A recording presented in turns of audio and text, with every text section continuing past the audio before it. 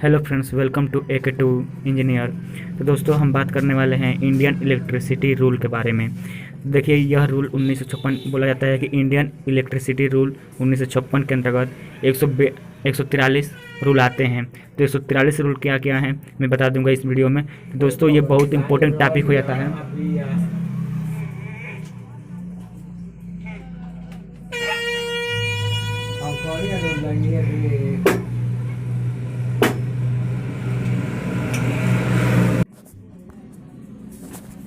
तो Indian electricity rule क्या क्या है मैं इस वीडियो में बता दूंगा। तो देखिए, मैं स्टार्ट करता हूँ जो इम्पोर्टेंट रूल हैं उसके बारे में। तो ये दिया है, देखिए, नियम 28। यह नियम वोल्टेज से संबंधित है। मतलब जो बोला जा रहा है कि रूल नंबर 28 है वह वोल्टेज से संबंधित है। जिसमें देखिए, लो वोल्टेज को 250 से कम वोल्टेज, मतलब 250 तक रहेगा या 250 से कम रहेगा तो इसे लो वोल्टेज की कैटेगरी में रखेंगे। अगर 250 से 700 नहीं 650 रहेगा। 250 से मतलब 250 से लेकर 650 तक वोल्ट तक रहेगा तो इसे मीडियम वोल्टेज की कैटेगरी में रखेंगे। और अगर 650 से 33 के बी तक रहेगा तो इसे हाई वोल्टेज में, और 33 के बी से लेकर ऊपर तो इसे एक्स्ट्रा हाई वोल्टेज में रखेंगे। तो ये हमारा रूल नंबर 28 कहता है, यह वोल्टेज से संबंधित है। नेक्स्ट है रूल नंबर 29 यह है, इस नियम के अनुसार लाइन चालक व मशीन इस प्रकार होने चाहिए कि जिस कार्य करने के लिए उसे बनाया गया है उसे उसका अच्छी तरह पूरा कर सके। मतलब जो भी अगर इक्विपमेंट है या मशीन है उसे जिस काम के लिए, जैसे मोटर को किसी भी यांत्रिक मतलब मैकेनिकल गति प्रदान करने के लिए है, तो कोई भी अगर पदार्थ है तो उसको हम कनेक्ट करते हैं तो अच्छे से मोटर कार्य करे। ये लाइन चालक व मशीन ISI मानक के अनुसार होना चाहिए। तो ये बोला जा रहा है कि अगर ये लाइन चालक व मशीन है जो भी, तो वह मानक मतलब जो इंडियन इलेक्ट्रिसिटी रूल है उसके अनुसार होना चाहिए।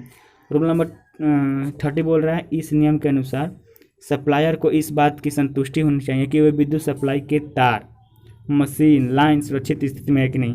मतलब रूल नंबर 30 ये बोलता है कि जो भी मशीन लगे हैं वह सामान्य स्थिति में है या नहीं, सुरक्षित स्थिति में है या नहीं। जो भी उपकरण उपभोक्ता के मकान में लगी है वे भी सुरक्षित स्थिति में है या नहीं। मतलब जो भी उपकरण मतलब इक्विपमेंट लगे हैं जैसे कि बल्ब हैं तो भी सही मतलब सुरक्षित स्थिति में है या नहीं। और विद्युत शक्ति सप्लाई के हर हालत में योग्य हैं। सप्लायर इस बात की सावधानी रखेगा कि लाइन मशीन से उस भवन में किसी प्रकार का खतरा न उत्पन्न हो सके।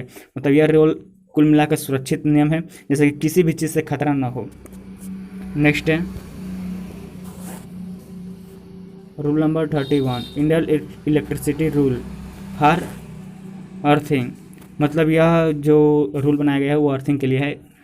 रूल नंबर 31, तो यह नियम अर्थिंग से संबंधित है। इस नियम के अनुसार जिन कंडक्टर में अर्थिंग नहीं है उसे एक आयरन क्लैड स्विच अवश्य होना चाहिए तथा यह एक स्विच निश्चित स्थान पर होना चाहिए। मतलब बोला जा रहा है कि अगर कोई भी इंस्ट्रूमेंट में अर्थिंग नहीं है तो उसमें एक आयरन क्लैड स्विच होना चाहिए और यह स्विच एक निश्चित जगह पर होना चाहिए। रूल नंबर 32 बोल रहा है, यह नियम भी अर्थिंग संबंधित है। इसके अनुसार जहाँ पर भी अर्थिंग हो वहाँ पर इंडिकेशन अवश्य लगाना चाहिए। मतलब जहाँ अर्थिंग है, मतलब जहाँ अर्थिंग के जोड़ हैं वहाँ पर जो इंडिकेशन है वो लगाना चाहिए। तथा कंज्यूमर के स्वयं के एरिया में अर्थिंग नहीं होनी चाहिए। मतलब जहाँ उपभोक्ता है उसके एरिया में अर्थिंग नहीं होनी चाहिए। इसके साथ अर्थिंग को वहीं से स्टार्ट करना चाहिए जहाँ सप्लाई स्टार्ट होती है। तो अर्थिंग वहाँ पर लगाना चाहिए, स्टार्ट करना चाहिए जहाँ पर सप्लाई अगर हम स्टार्ट होती है, जहाँ से हम लोग सप्लाई ले रहे हैं। रूल नंबर 33 है, मीडियम, हाई व एक्स्ट्रा हाई वोल्टेज के लिए अर्थिंग अवश्य किया जाना चाहिए। अर्थिंग के रखरखाव व देखभाल की जिम्मेदारी उपभोक्ता की होती है। तो जो रूल नंबर 33 बोल रहा है वो मीडियम, हाई व एक्स्ट्रा वोल्टेज के लिए अर्थिंग अवश्य, मतलब जो मीडियम वोल्टेज है, हाई वोल्टेज है और एक्स्ट्रा हाई वोल्टेज है उसके लिए अर्थिंग अवश्य लगाना चाहिए। और अर्थिंग के रखरखाव व देखभाल की जिम्मेदारी, मतलब अर्थिंग हम लगा दिए उसकी देखभाल नहीं कर रहे हैं तो हमें थोड़ी सी भी चूक से भारी नुकसान हो सकता है। तो अर्थिंग की रखरखाव व देखभाल की जिम्मेदारी उपभोक्ता कंज्यूमर की होती है। ठीक, नेक्स्ट है 34, इस नियम के अनुसार यह सुनिश्चित कर लेना चाहिए कि नंगे या खुले चालक को लगाया गया है तो किसी भी व्यक्ति को पहुँच वहाँ तक ना हो। मतलब यही कोई वायर कहीं पे ज्वाइंट है, अगर वो नंगा है, मतलब उस पर टेप नहीं किए हैं, तो वहाँ तक कोई भी व्यक्ति पहुँच ना पाए, मतलब वहाँ तक मानव के संपर्क से दूर रहे। पहुँच योग्य स्थान पर स्विच लगाया जाना चाहिए, मतलब जहाँ तक हम लोग पहुँच पा रहे हैं, जहाँ तक हमारा हाथ जा रहा है वहाँ ही तक बस स्विच लगाएं, ताकि आवश्यकता के समय तुरंत सभी चालक को डेड किया जाए। मतलब अगर कोई इमरजेंसी काम पड़ गया, किसी को शॉक लगा, तो तुरंत उस जितने भी चालक उधर गए हैं, जितने कंडक्टर गए हैं, जितने लाइन गई हो, उसको तुरंत डेड किया जाए, मतलब उस एरिया को काट दिया जाए लाइट। जहाँ पर हाई वोल्टेज या अधिक रेटिंग के ट्रांसफार्मर या लाइन का प्रयोग किया गया हो, वहाँ पर खतरे का निशान बनाना चाहिए। पोल पर भी खतरे का निशान बनाना चाहिए। रूल नंबर 35 ये बोलता है कि डेंजर बोर्ड, मतलब जहाँ पर अगर ट्रांसफार्मर है या ज़्यादा वोल्टेज की लाइनें गई हैं पोल पे, तो वहाँ पर हम डेंजर बोर्ड लगाएं। ठीक, इसके साथ यह भी शर्त है कि जहाँ जनरेटर, मतलब जहाँ पर मोटर है या जनरेटर है, वहाँ पर लिखा जाता है कि डेंजरस 7 HP मोटर लिखा जाता है ना ऐसे, तो जो डेंजर बोर्ड बनाए थे वो रूल नंबर 35 के अंतर्गत आते हैं। नेक्स्ट है रूल नंबर 36। जब भी किसी मशीन पर कार्य तो उस मशीन की बॉडी में अर्थिंग का प्रयोग कर चार्ज को डिस्चार्ज कर देना चाहिए। मतलब रूल नंबर 36 कहता है कि किसी मशीन पर अगर कार्य हो रहा है, अगर और उस मशीन में अर्थिंग नहीं है, मतलब उस लीकेज करंट आ रहे हैं, तो उसमें अर्थिंग का प्रयोग करके उस जो लीकेज करंट है उसको डिस्चार्ज कर देना चाहिए। कोई भी व्यक्ति किसी जीवित विद्युत सप्लाई लाइन पर मशीन पर काम नहीं करेगा, मतलब अगर लाइव तार है तो उस पर कोई भी व्यक्ति काम नहीं करेगा, ठीक, या मशीन काम नहीं करेगी। कोई व्यक्ति उस व्यक्ति के इस काम से सहायता नहीं करेगा जब तक उसको इसके लिए अधिकार न प्राप्त हो। मतलब कोई भी अगर जैसे लाइव तार है, जैसे कि जो डिस्ट्रीब्यूटर के तार होते हैं, तो उस पर उसके लिए जो अधिकारी व्यक्ति है या कोई कंपनी में जैसे कि इलेक्ट्रीशियन, उसके लिए जो अधिकार प्राप्त है उसका अगर अथराइज है तो वही काम करेगा, अन्यथा कोई नहीं कार्य करेगा। और निरीक्षक से स्वीकृत की हुई सावधानियों का पालन न किया जा रहा हो। अब नेक्स्ट है नियम 38। इस नियम इंसुलेशन संबंधित है, मतलब यह नियम जो 38 है वो इंसुलेशन संबंधित है। जैसे कि इंसुलेशन मतलब क्या, किसी तार के ऊपर हम अगर टच कर रहे हैं, मतलब तार नंगा है बिल्कुल, तो उसको टच करेंगे तो करंट लगेगा, तो उसके ऊपर इंसुलेशन लगाए जाते हैं, ताकि हम अगर तार को टच भी कर लें, लाइव तार अगर है उसको टच भी कर लें तो हमें झटका न लगे। Motor, generator, transformer, electric press आदि में उचित इंसुलेशन किया जाना चाहिए। मतलब जो मोटर जनरेटर होते हैं तो उसमें उचित इंसुलेशन किया जाना चाहिए तथा और इन्हें टूटने फूटने से बचाने का प्रबंध हो। और इन्हें जब जिसकी मोटर है तो उसमें ज़्यादा तेज चोट लग जाएगी तो टूट जाएगा, तो उसे टूटने फूटने बचाने के प्रबंध हो। यह नियम 38 कहता है। Rule number 42। मशीन को इस प्रकार डिजाइन किया जाना चाहिए कि उस पर रेटेड वोल्टेज से अधिक वोल्टेज अप्लाई करने पर उसका इंसुलेशन न खराब हो। मतलब जो मशीन है, जैसे कि मोटर है हमारा, तो उसे इस प्रकार बनाना चाहिए कि अगर रेटेड वोल्टेज 240 वोल्ट है तो 250 वोल्टेज भी जाए तो वह मतलब मोटर सहल है, जले ना, खराब, उसका इंसुलेटर जो है वो जले ना मोटर खराब हो। तो रूल नंबर 42 यही बोलता है। अब नेक्स्ट है रूल नंबर 43।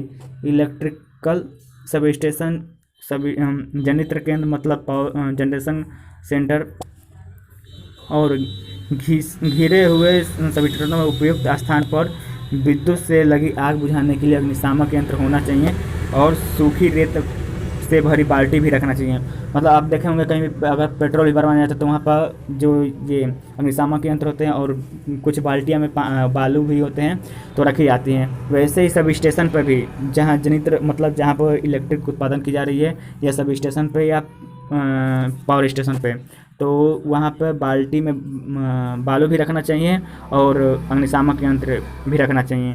तो यह रूल नंबर 43 बोलता है। अब रूल नंबर 44 है electric sub station switch station में विद्युत झटका खाए हुए व्यक्ति की चिकित्सा के संबंध में ट्रीटमेंट का चार्ट होना चाहिए।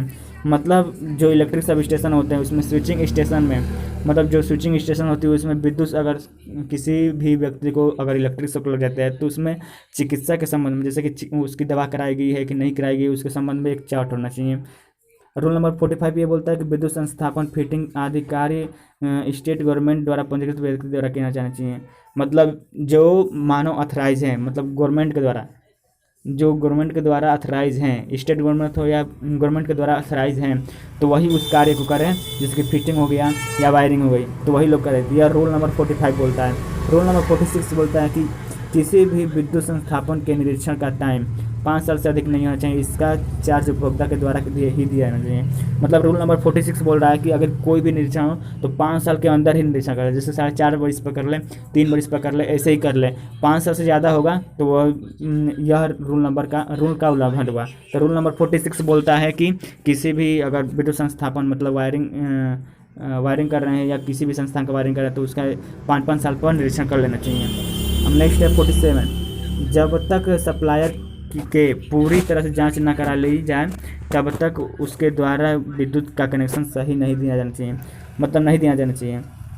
रूल नंबर 47 बोलता है कि मतलब जो उपभोक्ता है अगर वह अपना कनेक्शन ले रहा है, लाइट कनेक्शन ले रहा है, तो उसकी पूरी तरह से जांच कर ले कि वह जो कमर्शियल ले रहा है या डोमेस्टिक ले रहा है, डोमेस्टिक से कितने वाट की बिजली चलाएगा या क्या क्या उपकरण चलाएंगे, तो पूरी तरह से जांच कर लीजिए। उसके पता होता है सब जांच कर लीजिए। यदि वह पूरी तरह संतुष्ट ना हो तो कनेक्शन देने से मना कर सकता है। मतलब जो अगर यहाँ अगर सब स्टेशन पर बैठे अगर इंजीनियर या जो लाइट दे रहे हैं, तो अगर वो इस बात से असहमत हो जाते हैं कि तो वह लाइन देने से मना भी कर सकते हैं, कनेक्शन देने से मना कर सकते हैं। सप्लायर उपभोक्ता को समस्या या फॉल्ट को सही करने का निर्देश देगा।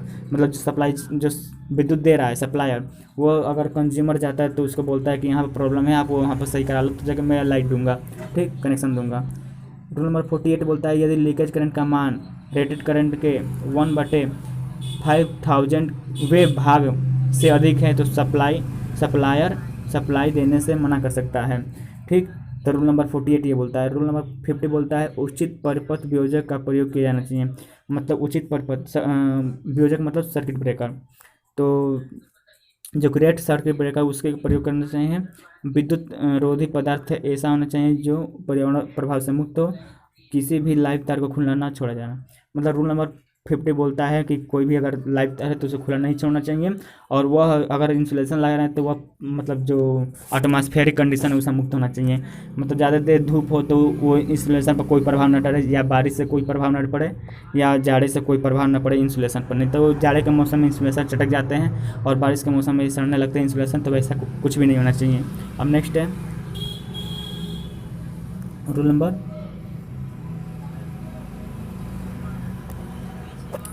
Number 56 star 3 phase 4 wire connection में न्यूट्रल वायर को अर्थ किया जाना चाहिए। जो हमारे पास जो डिस्ट्रीब्यूशन ट्रांसफार्मर होते हैं उसमें 3 फेज 4 वायर होते हैं, तो उसमें जो न्यूट्रल वायर हो उसका जरूर से जरूर अर्थ करें, क्योंकि जो लीकेज करंट होती है वो अर्थ के माध्यम से ग्राउंड हो चली जाती है। तो रूल नंबर 56 ये बोल रहा है कि जो 3 phase 4 star delta star starter होते हैं, तो उसमें 3 फेज 4 वायर होते हैं, तो न्यूट्रल वायर को अर्थ किया जाना चाहिए। न्यूट्रल का सही तरीके से जांच कर लेना चाहिए, और सभी इक्विपमेंट के फ्रेम को अर्थ किया जाना चाहिए।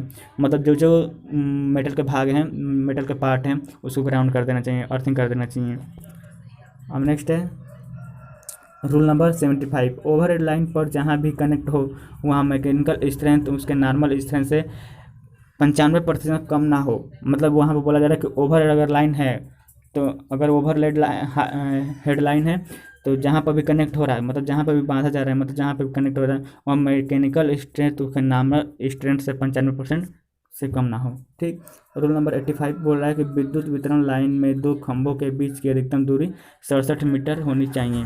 मतलब अगर 2 खंभे हैं डिस्ट्रीब्यूशन, मतलब जो हमारे घर पे लाइट आती है वो पोलों के माध्यम से आती है, तो दोनों पोलों के बीच 67 मीटर की दूरी से कम नहीं होनी चाहिए, ज़्यादा से ज़्यादा नहीं होनी चाहिए। अधिकतम दूरी बोल रहा है 67 मीटर से ज़्यादा दूरी नहीं होनी चाहिए।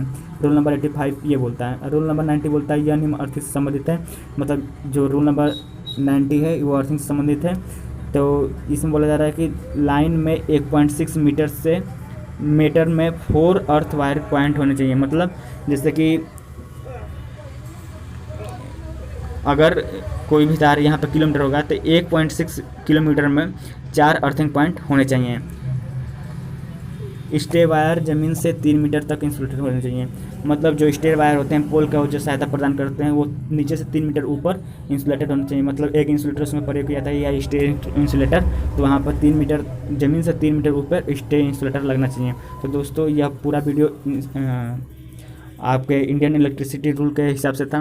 तो ये सभी नियम इम्पोर्टेंट है, आप इसे अच्छे से नोट कर लीजिएगा, ये वीडियो देख लीजिएगा और ज़्यादा से ज़्यादा शेयर कीजिए ताकि और भी लोगों के पास पहुँचे। वीडियो कैसा लगा कमेंट में ज़रूर बताएं और आगे की वीडियो आएगी वो भी आप कमेंट में लिखें। Thanks for watching.